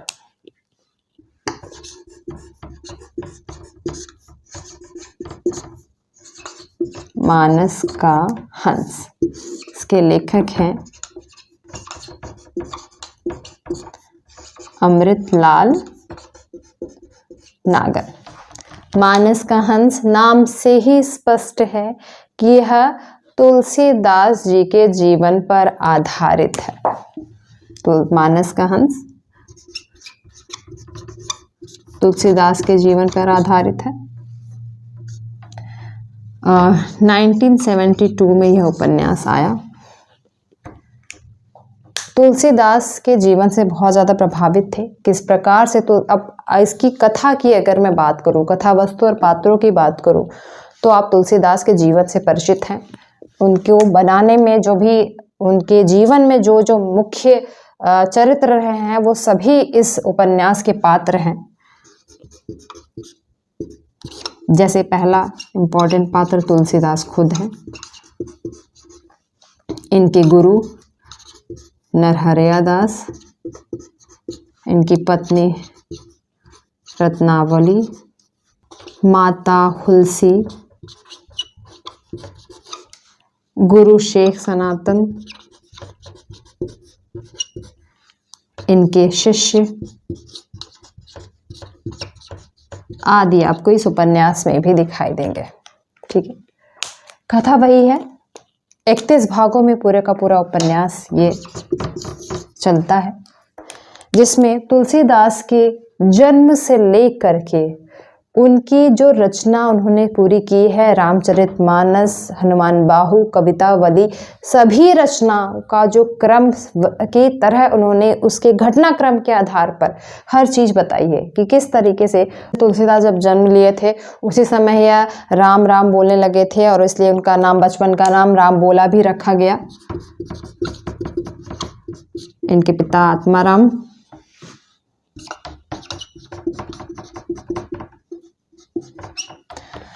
उसके बाद फिर इनका विवाह होता है रत्नावली से। इनका चूँकि जिस गुरु के पास ये पढ़ने जाते हैं, शिक्षा दीक्षा, एक आत्माराम, उसके बाद इनका विवाह होता है। एक जगह जिनके यहाँ, जहाँ पर ये सत्संग कीर्तन करने के लिए इनको बुलाया जाता है। एक श्रेष्ठ जो होते हैं उन्हीं सेठ की पुत्री से इनको प्रेम हो जाता है रत्नावली, और उसी से इनका विवाह हो जाता है। बाद में किस प्रकार ये रत्नावली के प्रेम में एकदम आसक्त होते हैं और रत्नावली इनको एक बार अपमानित करके जब निकालती हैं तब उनको सच में समझ में आता है कि क्या ज्ञान है और उनकी क्या यथास्थिति है, और वह अब ईश्वर की भक्ति और रचना क्रम में जुड़ जाते हैं, जहाँ पर वो उन्होंने जितनी सुंदर सुंदर रचनाएं करी हैं, चाहे वो मानस हो, कवितावली हो, हनुमान बाहुक है, इन सभी रचनाएं उन्होंने किस प्रकार से की, किस स्थिति में की, क्या वैचारिक उनका क्या विचारधारा होगी, किस प्रकार से उनकी सोच होगी, ऐसे पात्र अमृतलाल नागर ने उसको हमारे आपके सामने सबको दिखाया है कि तुलसीदास की क्या मन स्थिति होती होगी, क्या उनका जीवन होता होगा जब वो हर एक रचना करते हुए रहते हैं। तो बड़ा सुंदर अच्छी रचना है तुलसीदास के जीवन पर आधारित, जिसको आप देख सकते हैं, समय मिला तो पढ़ भी सकते हैं। ठीक है, स्थान की बात करूं तो वही बनारस और अयोध्या,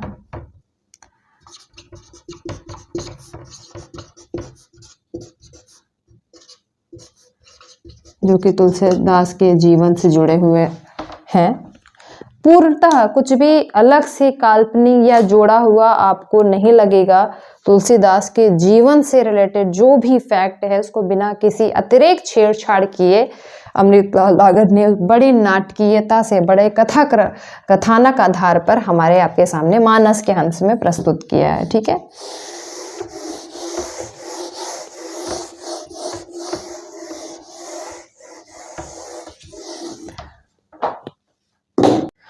नमस्कार दोस्तों, मैं स्टूडेंट प्रोफेसर डॉक्टर अंतिम आप सबका बहुत बहुत स्वागत करती हूँ आपके चैनल एचएन हिंदी में। तो अगला उपन्यास है जो आपके सिलेबस में दिया है वो है तमस। इसके रचनाकार हैं लेखक भीष्म साहनी।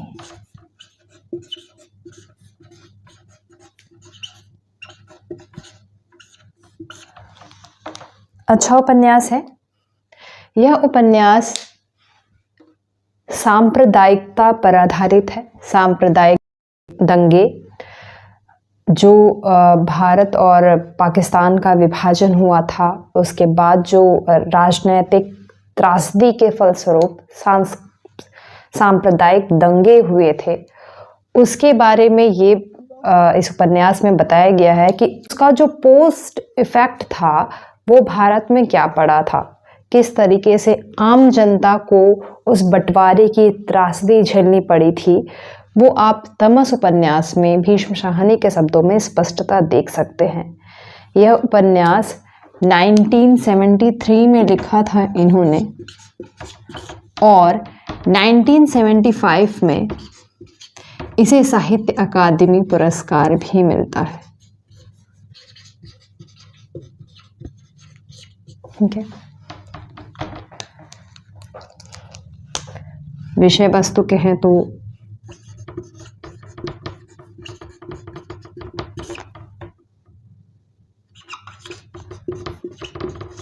सांप्रदायिक दंगे,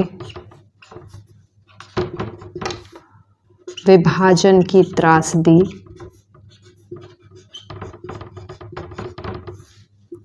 और राजनीतिक,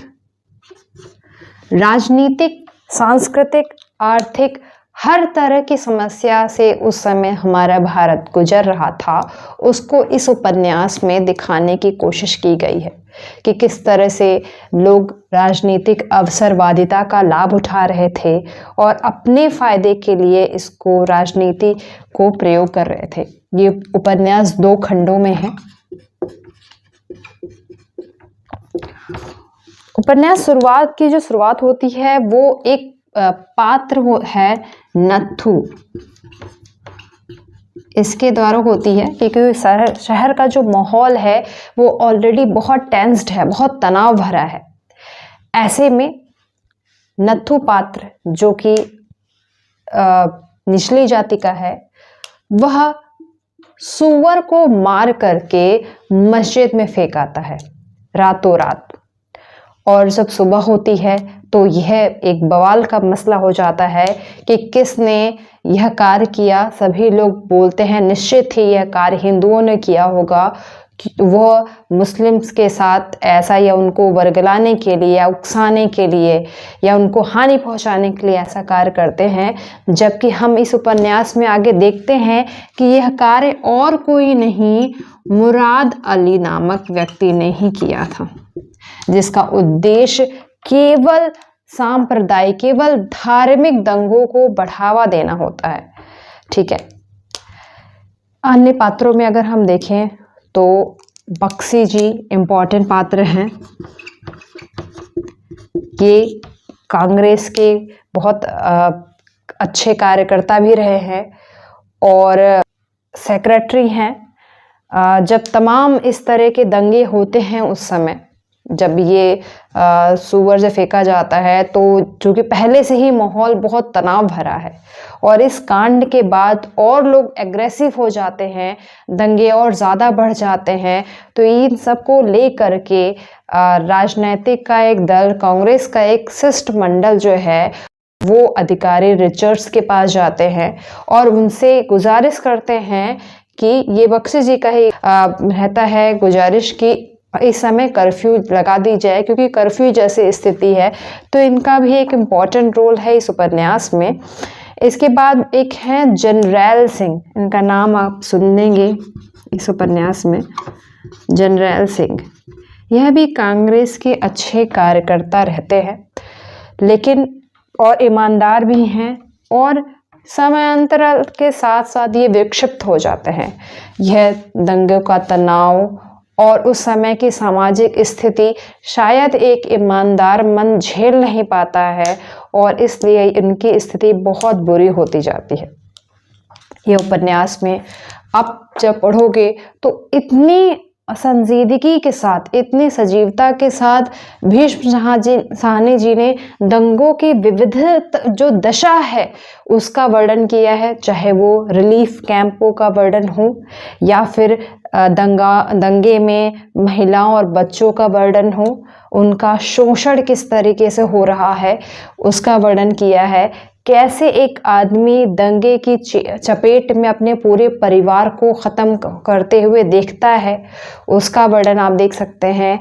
कैसे जो मानवीयता है, संवेदना है, वो भीतर भीतर रोज रोज के दंगों में मरते मरते ख़त्म हो जाती है, ये भी आप देख सकते हैं। ऐसे बहुत सारे पात्र हैं, जैसे हरनाम सिंह, बंतो, एहसान अली, ये सारे पात्र इसी दंगे की भेंट कहीं ना कहीं चढ़ते हैं। हम देखते हैं कि इन्हीं दंगों में आपसी आम जो जनता है उसका कहीं ना कहीं भाईचारा भी है, क्योंकि आम जनता, आम पब्लिक कभी नहीं चाहती है कि इस तरह के दंगे हों। लेकिन जो राजनीतिक मत हैं, जो मुराद अली जैसे कुछ लोग हैं जो अपना मत साधने के लिए इस तरह के दंगों को और बढ़ावा दे रहे हैं, उसमें फंसता कौन है, उसकी त्रासदी कौन झेलता है? उसकी त्रासदी यही हरनाम और बंतो और जैसे लोग जो हैं वो इसकी त्रासदी झेल रहे हैं। तो सामाजिक जो विघटन हो रहा है उसको आप इस उपन्यास में देख सकते हैं। बड़ा छोटा उपन्यास है लेकिन बहुत महत्वपूर्ण है, क्योंकि भीष्म साहनी जी ने बड़ी बारीकी के साथ दंगों का वर्णन किया है। निश्चय ही इन्होंने बहुत करीब से दंगों को समझा और जाना था, और जो स्थिति वहाँ की है उसको जाना था, और दंगे की स्थिति को एकदम जीवंत तरीके से हमारे सामने आपके लेकर आके आते हैं। और इस उपन्यास में कई विषय वस्तु ऐसी, कई पहलू ऐसे भी है जो जस के तस आज भी हम और आप इस सामाजिक या सांप्रदायिक जब भी दंगे होते हैं उसमें देख सकते हैं। तो इस लिहाज से इस उपन्यास को हम प्रासंगिक भी कह सकते हैं। तो इम्पोर्टेंट है, इसको आप नोट कर लीजिए, और जितने भी इसके बैक ईयर के क्वेश्चन हैं उसको भी आप नोट कर लें, ठीक है। तमस उपन्यास पर धारावाहिक भी बन चुका है, तो यदि कोई प्रश्न आप ऐसा आता है तो इस उपन्यास में आप ये भी बात नोट कर लेंगे कि इस उपन्यास पर धारावाहिक भी बन चुका है। अगला जो इम्पोर्टेंट उपन्यास है वो है राग दरबारी।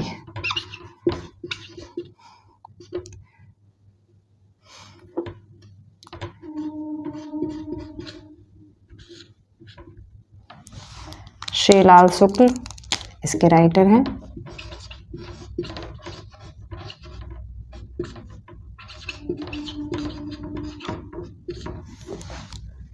राग दरबारी एक व्यंग्यात्मक उपन्यास है। इस उपन्यास को जब आप पढ़ते हैं तो ऐसा लगता है कि श्रीलाल शुक्ल कोई तीखा कटाक्ष कर रहे हैं उस समय की व्यवस्था पर, उस समय की जो सरकारी कानूनी व्यवस्था है उस पर बड़ा कटाक्ष है। 1968 में यह उपन्यास आया था, और 1969 में इसे साहित्य अकादमी पुरस्कार भी प्राप्त होता है।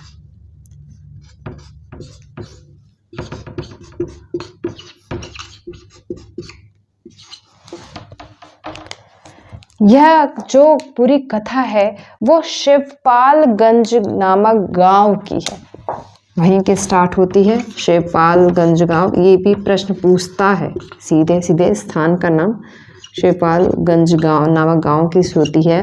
और इसी के माध्यम से श्रीलाल शुक्ल ने इस समय के गांवों की स्थिति का वर्णन किया है कि गांव में कैसी स्थिति है। स्वतंत्र भारत का जो गांव है वो अब कितना सक्षम है, वहाँ की व्यवस्था कैसी है, और कैसा जीवन वो लोग जी रहे हैं, कैसा व्यतीत कर रहे हैं, और स्वतंत्रता के बाद क्या उनकी जो उस आज़ादी से जो उनकी डिमांड थी और आज़ादी से जो उनका लगाव था, वो अब आज़ादी पाने के बाद उसकी क्या स्थिति है, वह इसमें उन्होंने स्पष्ट बताया है कि कैसे गांव की जो राजनीति होती है, क्या वहाँ पे किस तरह के कटाक्ष एक दूसरे से किए जाते हैं। इसको बड़ी व्यंग्यता, इसको बहुत व्यंग के साथ शुक्ल जी प्रदर्शित करते हैं। हालांकि कई दफ़ा ऐसा भी लगता है कि यह बहुत ज़्यादा तीक्ष्ण और कटाक्ष शैली का प्रयोग करते हैं। पात्र की बात करूं तो इस उपन्यास में वैद्य जी इम्पोर्टेंट पात्र हैं, क्योंकि दो खेमे में जो गांव बटा हुआ है, राजनीतिक दृष्टि के हिसाब से जो गांव की जो राजनीति है इस हिसाब से दो खेमे में बटा हुआ है, जिसमें एक तरफ है वैद्य जी हैं और ये गांव के बहुत वरिष्ठ व्यक्ति हैं, और इन्हीं के बेटे हैं बड़े बद्री पहलवान,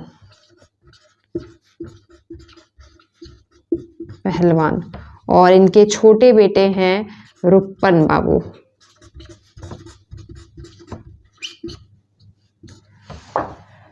और बद्री पहलवान का एक शिष्य है छोटे पहलवान। यह सभी गांव की इसी राजनीति का हिस्सा हैं। इसी में एक नाम आएगा रंगनाथ, व्यक्ति जो शहर जा चुका है, उसकी शहर की आवश्यकताओं, शहर जा चुका है और शहर की स्थिति से प्रेरित है, जागरूक व्यक्ति है, वह गांव में वापस आकर के गांव को भी उसी विकासशीलता से जोड़ना चाहता है। गांव में भी एक चाहता है कि वह क्रांति करे और उसके लिए बहुत प्रयास भी करता है। लेकिन चूंकि गांव की जो अपनी राजनीति है, अपने लोग हैं, वो इतनी ज़्यादा उनकी जो स्थिति है वो जड़ हो चुकी है, इसलिए रंगनाथ बार बार चाह कर भी उनके प्रयासों में सफल नहीं हो पाते हैं और अंत में कहीं ना कहीं इनको निराशा ही हाथ लगती है। बहुत चुटकीले शब्दों का प्रयोग करते हैं, कई सारे मुहावरों का प्रयोग किया है। इसके डायलॉग, इस उपन्यास के डायलॉग भी पढ़ते वक्त आपको कई दफ़ा बहुत हंसी भी आएगी, बहुत रुचिकर लगेगा। तो जो भाषा शैली की दृष्टि से यह उपन्यास अपने आप में बहुत संपन्न भी है, तो इम्पोर्टेंट है। इसको पढ़ लिया है तो अच्छा है, नहीं पढ़ा है तो ज़रूर पढ़ ले आगे। हम आते हैं अगले उपन्यास पर। यह है आपका उपन्यास आपका बंटी। आपका बंटी उपन्यास हिंदी साहित्य में एक अलग ही स्थान रखता है, क्योंकि यदि हम सीधे सीधे कहें तो आपका बंटी उपन्यास में बाल मनोवैज्ञानिकता का जितने अच्छे तरीके से वर्णन किया है, उतना अच्छा वर्णन आपको शायद ही पहले देखने को इतना स्पष्टता मिलेगा।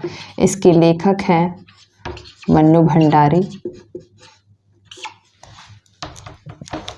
यह उपन्यास बंटी नामक बच्चे के इर्द गिर्द ही घूमता है। बंटी, इसके पिता हैं अजय और माता है शकुन। शकुन आज़ाद ख्यालों वाली महिला है, प्रोग्रेसिव महिला है, और कुछ शायद ऐसी ही बातें हैं जिस वजह से अजय और शकुन का विवाह जो है वो बहुत समय तक चल नहीं पाता और एक समय के बाद और शकुन और अजय में विवाह विच्छेद हो जाता है, तलाक हो जाता है। अब चूंकि जो ऐसे दंपति हैं जिनका विवाह, या तो अगर वो विवाह में है तो भी वह विवाह ठीक से चल नहीं पा रहा है या उनका अलगाव हो चुका है, ऐसे स्थिति में बच्चों पर क्या बीतती है, बच्चों की क्या मानसिकता होती है, उसी के बारे में इस उपन्यास में मन्नू भंडारी ने बहुत अच्छे से परिचित कराया है। पहले बंटी जो है वो शकुन के साथ रहता है। शकुन अजय के बाद डॉक्टर जोशी से विवाह करती है। डॉक्टर जोशी के पहले से ही 2 बच्चे हैं, अमी और जोत। ठीक है, बंटी पहले शकुन के साथ रहता है, शकुन और डॉक्टर जोशी के साथ, लेकिन कहीं ना कहीं वो वह माहौल नहीं पा रहा है और कई बार वो अपनी माँ को लेके बहुत इनसिक्योर भी हो जाता है। वो नहीं चाहता है कि उसकी माँ डॉक्टर जोशी के साथ रहे और वह अम्मी और जोत के साथ भी बहुत अच्छा माहौल नहीं बना पाता है, तो उसको इस बुरी परिस्थिति का कई बार सामना करना पड़ता है। यह देख के अजय को लगता है कि वह शकुन के साथ उतने ठीक तरीके से नहीं है और वह बंटी को अपने साथ ले आता है। अजय जो है वो मीरा नामक महिला से विवाह करता है और बंटी को अपने साथ लेकर के आता है, लेकिन चूंकि जो बंटी है उसकी मानसिकता अब इससे परे हो चुकी है। अब उसका मन जो है, चूंकि वह अपने वो उस परिवार को खोजता है जो कि बिल्कुल माना उसके लिए बिल्कुल संभव नहीं है, इसलिए वो अजय और मीरा के साथ भी सामंजस्य नहीं बैठा पा रहा है, जिसका दुष्प्रभाव ये होता है कि अजय उसको, बंटी को अब हॉस्टल भेजने पर विवश हो जाता है और लास्ट में बंटी को वह हॉस्टल भेज देता है। एक बच्चा जो खुशहाल दंपति के बीच में रह रहा था, लेकिन चूंकि दंपति में ठीक से नहीं बनती है, किसी भी प्रकार से सामंजस्य नहीं हो पाता है, तो यह अजय और शकुन तो अपनी अपनी खुशी के लिए अलग हो जाते हैं। ठीक है। उसके बाद वो अपना जीवन भी एक नए जीवन साथी के साथ ठीक तरीके से व्यतीत भी कर रहे हैं, लेकिन ऐसे में उस बच्चे का क्या होगा, यह जो है, ये जो प्रश्न है ये रह जाता है। और हम देखते हैं कि वो जो बच्चा है वो लास्ट में उसकी जो परिणति है वो हॉस्टल में जा कर के ही बीतती है। तो इस प्रकार माता पिता के रिश्तों और उसके अलगाव से बच्चों पर होने वाले प्रभाव को बन भंडारी ने बहुत संजीदगी से व्यक्त किया है। ठीक है, बड़ा अच्छा उपन्यास है बाल मनोविज्ञानी का, या हम बात करें बाल विमर्श का, बहुत ही अच्छा उदाहरण इस उपन्यास को लिया जा सकता है। ठीक है, 1979 में यह उपन्यास लिखा गया था। इस उपन्यास में इसके पात्रों से लेकर के कुछ डायलॉग्स के प्रश्न पूछा जा सकता है, उसको आप नोट कर लेंगे और उसको देख लेंगे। अगले उपन्यास पर हम आए तो 2 उपन्यास हैं अब जो बचे हुए हैं। जिंदगी नामा, जिसमें पहला उपन्यास है जिंदगी नामा, यह उपन्यास है कृष्णा सोवती का।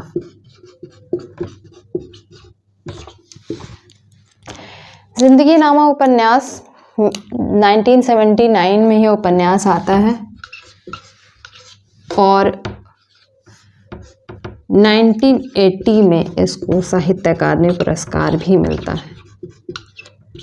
यह उपन्यास पंजाब के किसानों के बारे में लिखा गया है। पंजाब का एक गांव है डेरा जट्टा।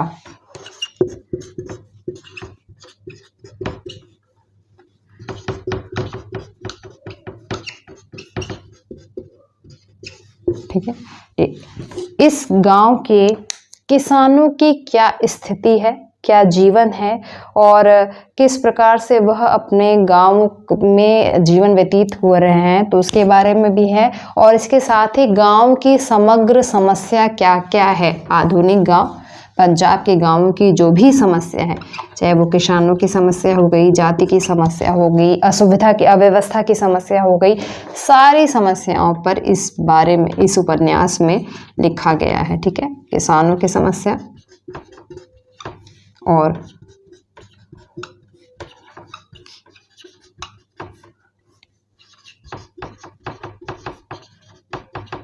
यहाँ पर अन्य सभी असुविधाओं पर कृष्णा सोवती ने इस उपन्यास के द्वारा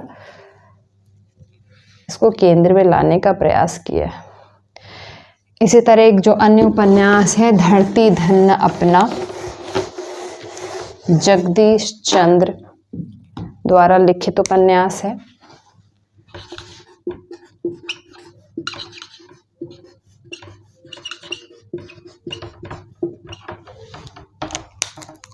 जगदीश चंद्र ने 1972 में ये उपन्यास लिखा था।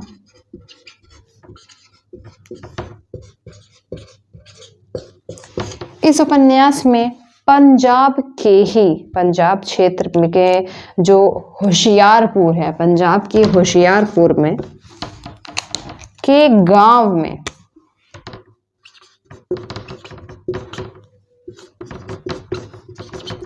होशियारपुर के एक गांव में